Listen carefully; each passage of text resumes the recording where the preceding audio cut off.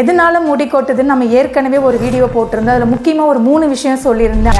உணவு முறையினாலயா, சுற்றுப்புற சூழல் காரணமாகவா, இல்லை தப்பான முறையில் முடியை பராமரிக்கிறதுனாலயா, அதில் ஒரு விஷயத்தை நம்ம பார்க்கலாம் வாங்க. இப்போ தவறான உணவு முறைகள் பற்றி நம்ம பார்க்கலாம். பொதுவாகவே நம்ம காலையில் டிஃபன், மத்தியானம் சாப்பாடு, நைட்டு டிஃபன் சொல்லி நம்ம கண்டினியூஸாக எடுத்துக்குவோம். அதில் எந்த அளவுக்கு ப்ரோட்டீன் இருக்குன்னு நம்ம யாருமே செக் பண்ணுறதே கிடையாது. நமக்கு தேவையான ப்ரோட்டீன்ஸ் எதில் இருக்குது அப்படின்னு பார்க்கலாங்க. நீங்கள் சைவமாக இருந்தீங்கன்னா இதில் எல்லாம் ப்ரோட்டீன் இருக்குதுங்க.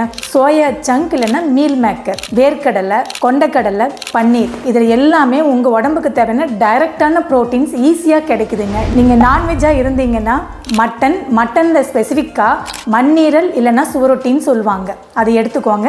சிக்கன், ஃபிஷ், எக் எடுத்துக்கோங்க. உங்கள் உடம்பு வெயிட்லேருந்து 1 கிராம் அளவு நீங்கள் எடுத்துக்கோங்க. ஃபார் எக்ஸாம்பிளுக்கு நீங்கள் 50 கிலோ இருக்கீங்கன்னா பர் டேக்கு 50 கிராம் ப்ரோட்டீன் நீங்கள் எடுத்துக்கணும். இது மாதிரி நீங்கள் ரெகுலராக எடுத்துக்கிட்டிங்கன்னா உங்கள் முடிக்கு மட்டும் இல்லைங்க, உங்கள் ஹெல்த்துக்கே ரொம்ப நல்லது.